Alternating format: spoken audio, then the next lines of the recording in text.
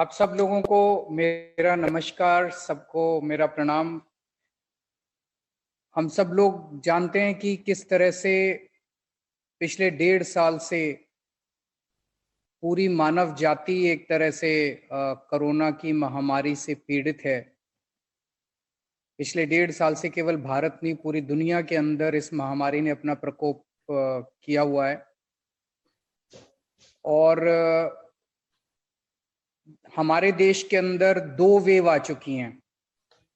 पहली वेव पिछले साल आई थी और दूसरी वेव अभी अप्रैल के महीने में आई थी। देश के लिए ये 2 वेव हो सकते हैं, लेकिन दिल्ली के लिए ये चौथी वेव थी। पिछले साल जून के महीने में पहली वेव आई, फिर सितंबर में दूसरी वेव आई, फिर नवंबर में तीसरी वेव आई और अब चौथी वेव आई। लेकिन ये जो चौथी वेव थी दिल्ली की, ये बहुत ज्यादा बहुत सीवियर थी दोनों तरह से। एक तो बहुत वाइड स्प्रेड थी, बहुत ज्यादा लोग इससे प्रभावित हुए। शायद ही कोई ऐसा परिवार बचा होगा जिसमें किसी ना किसी को कोरोना ना हुआ हो इस चौथी वेव के अंदर। और दूसरा बहुत ज्यादा घातक थी कि बहुत ज्यादा लोगों की इस दौरान मृत्यु हुई। और जब लोगों से सुनते हैं तो ऐसे बहुत सारे केसेस सुनने को मिले जिसमें बच्चे अनाथ हो गए, अब उन बच्चों को पालने वाला कोई नहीं है।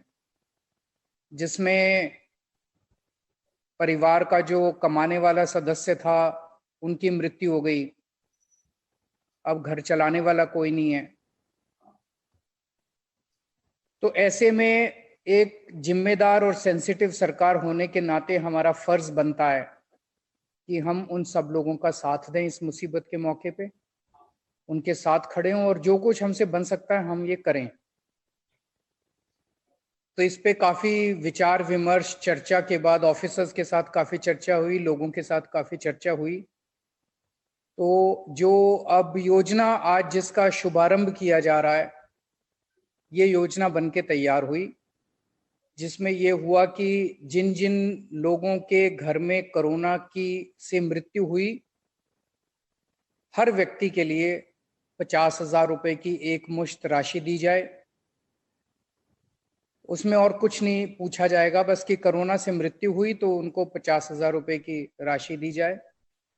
और जो लोग, जिन लोगों के घरों में ब्रेड अर्निंग मेंबर, कमाने वाले व्यक्ति की मौत हो गई है, उन लोगों को एक मंथली इनकम का सहारा दिया जाए, मंथली एक राशि का सहारा दिया जाए।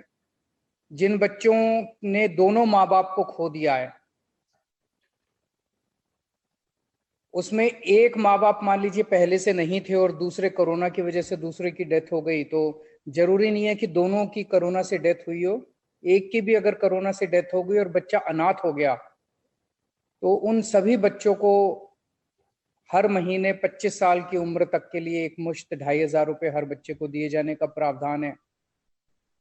तो इस तरह से सारी परिस्थितियां जो भी है उनको कवर करने की कोशिश की गई है कि किस किस परिस्थिति में लोगों को किस किस तरह की दिक्कत आ सकती है, और उन हर परिस्थिति को इसके अंदर शामिल करने की कोशिश की गई है। सभी किस्म के लोगों को सहायता पहुंचाने की कोशिश की गई है।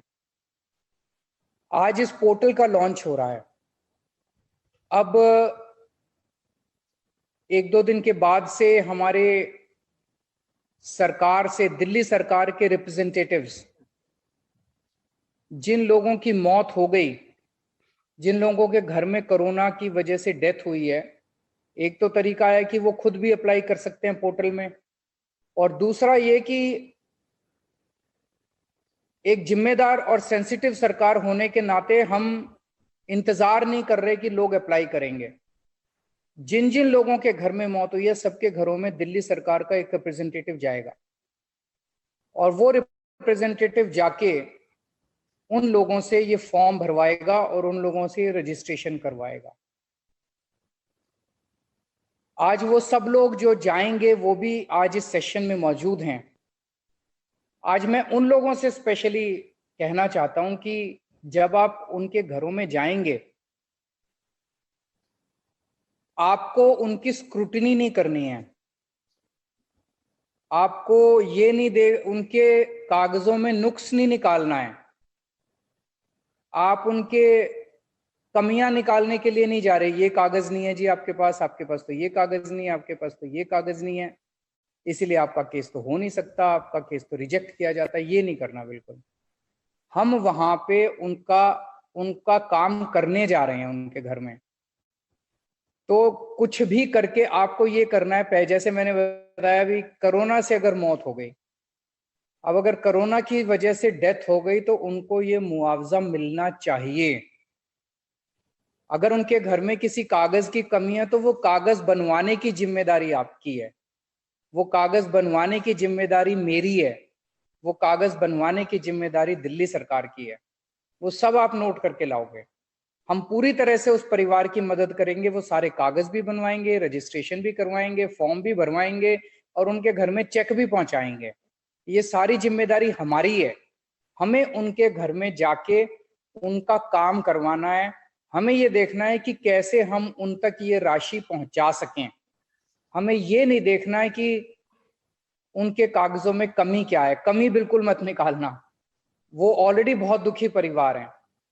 आप उनके दुख के अंदर अगर जाके उनकी कमियां निकालोगे तो वो जले में नमक छिड़कने के जैसा होगा कि एक तो उनके वैसे ही दुख हो रहा है, फिर उनको लगेगा यार ये दिल्ली सरकार ने स्कीम निकाली थी, हम तो इसमें भी एलिजिबल नहीं है, वो और दुखी करके आ जाएंगे हम उन लोगों को। ये बिल्कुल नहीं करना। आप उनके जाके बोलना, उनके घर में जाना, पहले सांत्वना देना उनको, उनके साथ बैठ के उनको उनका पूरा समझने की कोशिश करना, उनके परिवार की स्थिति समझने की, एक उनसे एक रिश्ता बनाने की कोशिश करना। उनको बोलना दिल्ली सरकार की तरफ से आए हैं, हमें मुख्यमंत्री जी ने पर्सनली भेजा है, आपकी जो भी चिंताएं हैं, जो भी वो हैं, हम उनको सबको दूर करने की कोशिश करेंगे। उनको एक ढाढ़स बंधाने की कोशिश करनी है।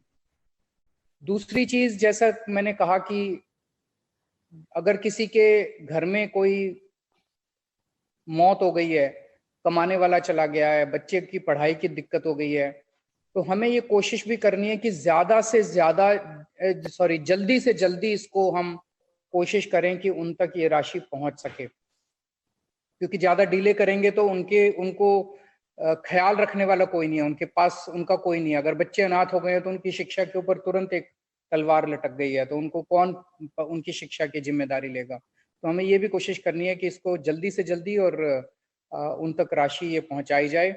मुझे बेहद खुशी है कि हम लोगों ने इतने कम समय के अंदर ये आज स्कीम लॉन्च कर दी है, और अब कोशिश हम सब मिलके करेंगे कि उन सब परिवारों को हम, मैं हमेशा कहता हूं कि दिल्ली के 2 करोड़ लोग हमारे एक परिवार की तरह हैं, और परिवार के लोगों को जिस जिसको भी ये दिक्कत हुई है, उन सब लोगों को हम मदद करने की कोशिश करें। नमस्कार।